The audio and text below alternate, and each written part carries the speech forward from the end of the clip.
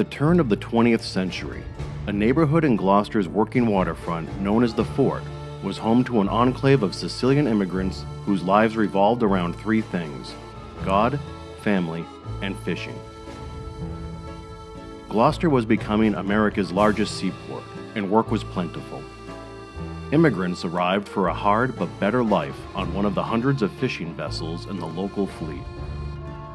They were instilled with an unyielding devotion to the patron saint of fishermen, and brought with them an annual religious tradition that blossomed into the most popular attraction in all of Cape Ann. I'm Corey Kukuru for 1623 Studios, and this is the story of St. Peter's Fiesta.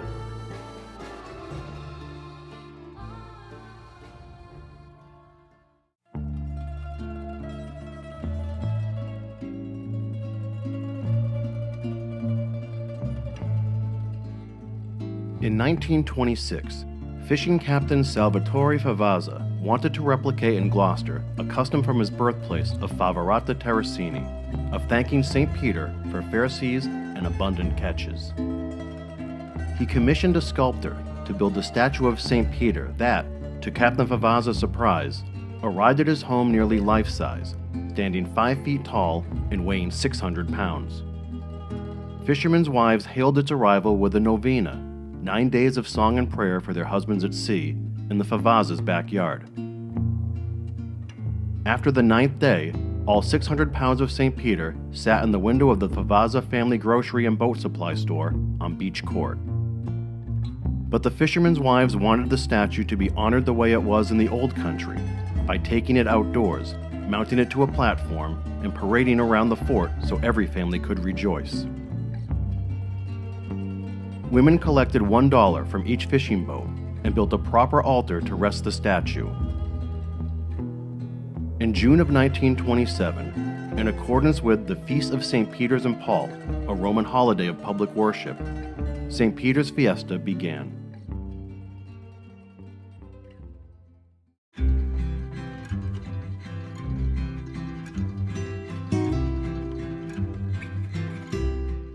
The Fort families opened their homes with endless amounts of food and homemade wine. Decorative quilts and bedspreads hung from windows. Opera blared through the streets. The fishing fleet stayed in to celebrate, every boat painted and bannered. Fireworks were launched off Pavilion Beach as fishermen dressed in all white carried St. Peter on their shoulders, marching and chanting, "Avanzamo tutte mute! Viva San Pietro! Avanzamo tutte mute! Viva San Pietro!" They went to the water's edge and blessed the statue, signifying the start of Fiesta. As Gloucester began to embrace this new occasion, organizers wanted St. Peter's Fiesta to last multiple days and rival Boston's famous Fisherman's Feast, an annual citywide festival in the North End. The first order of business was to build a spectacular altar that could fit the statue, musical entertainment, and a Sunday benediction. Emilio Matarazzo, a contractor who ran a warehouse with his 4 sons in Chinatown, became Fiesta's official decorator. The Matarazzos strung lights along Commercial Street and built jaw-dropping altars that mimicked famous churches along the Mediterranean, such as Avellino Cathedral in Sicily and St. Peter's Basilica in Rome. The first altars rose above homes along Beach Court, standing 70 feet tall and 50 feet wide. Hundreds of yards of cloth, paper, and foil were pinned to the massive shrines. 10,000 electric lights lit up the night. To the people of the fort, it was heaven on earth.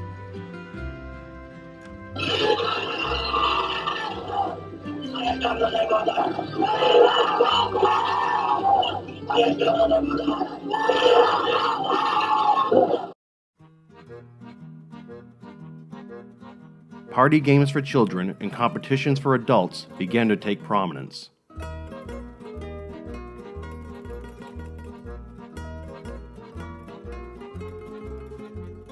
The most popular event in Fiesta's early years was the seine boat races off Pavilion Beach. At that time, Purse seine fishing was the main fishing method of the Sicilian fleet. Seine fishing nets are dropped vertically in the water, its bottom edge weighed down with heavy rings, its top edge floated at the surface with buoys. A line runs through the rings, and once the nets are filled with fish, they are pursed up by a seine boat, then hauled onto a bigger boat. Seine boats could hold an entire fishing crew, and since the fleet stayed in for Fiesta, challenges amongst fellow boats as well as groups of neighborhood friends were inevitable. Prizes in the first competitions were gold pieces worth up to $10. Crews today, including women's teams which began in 1995, and juniors, row in designated seine boats named Nina, Pinta, and Santa Maria towards a flag anchored half a mile off Pavilion Beach, before making the 180-degree turn and racing to shore. The first boat to reach the beach wins an American flag. Second place earns an Italian flag.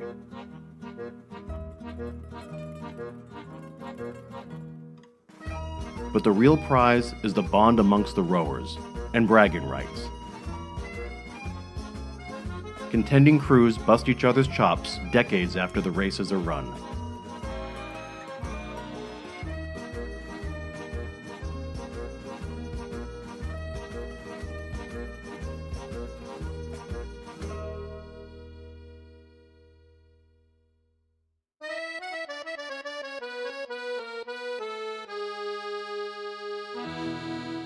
The other featured competition, the Greasy Pole contest, is another custom from Italy that remains Fiesta's biggest crowd pleaser. Pole walking and climbing, as a measure of manliness, became popular in Europe in the 15th century. Contestants walked or climbed poles slathered in mud, animal fat, and fish oil for a chance to snatch prizes like musical instruments and fresh food. The Greasy Pole of St. Peter's Fiesta is walked. The first contest took place at the playground area of the fort, the pole jutting out dangerously from the rocky shoreline, parallel to the ocean's surface. As Fiesta became a larger spectacle, the pole was moved to a platform 200 feet off Pavilion Beach, with a 40-foot telephone pole covered in grease, which nowadays is biodegradable. Contestants walk in honor of someone in the fishing fleet, usually a relative. They take turns trying to grab a flag nailed to the end of the pole. There are 2 rules. Don't grab the flag during the opening courtesy round, or you'll get a beating, and keep an eye on the person walking before you. For decades now, most contestants dress in elaborate costumes, and when the walkers pile onto a boat that slowly shepherds them to the platform, tens of thousands of onlookers go crazy. The event spans 3 days, with Friday's winner advancing to Saturday, and Saturday's winner advancing to Sunday. Sundays are reserved for champions who compete until they retire. When the flag is finally grabbed, the champion is swum back to shore, lifted on the shoulders of the other walkers, and carried to a nearby shrine, then to the altar.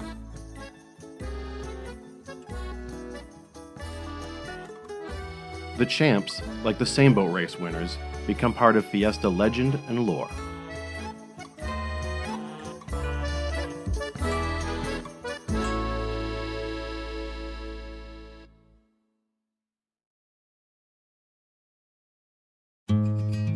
The true spirit of Fiesta, purists will tell you, is rooted in religion. And for as long as anyone can remember, the highlight of the festival has been the Sunday procession of St. Peter's statue through downtown Gloucester, the tradition the fishermen's wives insisted on at the Fiesta's inception. Back then, the wives walked barefoot as a gesture of devotion. Months before the parade, families assemble ornate floats that recreate biblical scenes and sew homemade costumes that depict angels, saints, and other religious icons. Sunday morning begins with an outdoor mass at the altar in St. Peter's Square, adjacent to the fort. Then, Fiesta committee members, dressed in their traditional all-white clothing, lead the 2-mile parade with marching bands, dignitaries, and supportive community floats. Thousands line the streets, many dressed for church and wearing symbolic buttons with St. Peter's likeness. The route includes stops along the city's main Catholic churches, where St. Peter is blessed by clergy, St. Anne's Parish, as well as Our Lady of Good Voyage in Gloucester's predominantly Portuguese section. In fact, the Portuguese community introduced a hugely important part of Fiesta, the blessing of the fleet. As World War II neared its end, the congregation at Our Lady of Good Voyage began the ritual of marching a statue of the Virgin Mary of Fatima to the end of State Fish Pier at Gloucester's Inner Harbor. There, the Archbishop of the Boston Diocese blessed hundreds of gathered vessels, calling each by name. The Italian community began to participate and slowly adopted the blessing into Fiesta. Two marginalized and sometimes rivalrous immigrant communities came together. By the 1950s, the Blessing of the Fleet moved to Stacy Boulevard and became a signature event. Fiesta concludes with a final late-night procession as St. Peter's statue is returned from the altar to his usual resting spot inside the front window of the nearby St. Peter's Club, under a hail of confetti and song. Today, a public novena featuring the very prayers and songs recited by fishermen's wives a century ago lead into a 4-day carnival that helps support the Fiesta and its activities. The fishing fleet is just a fraction of what it used to be. And the fort has evolved from a cozy Sicilian neighborhood that always had a full plate for passerby and never locked its doors. Locals keep that spirit alive through cookouts, reunions, and parties. But the meaning of St. Peter's Fiesta remains steeped in the fort's old country beliefs: God, family, and fishing. So if you find yourself in Gloucester late in June, like tens of thousands of others, look for the altar with the life-size statue. Wear something red, white, and green, grab a eats, and follow along when you hear the chant, Viva San Pietro! Viva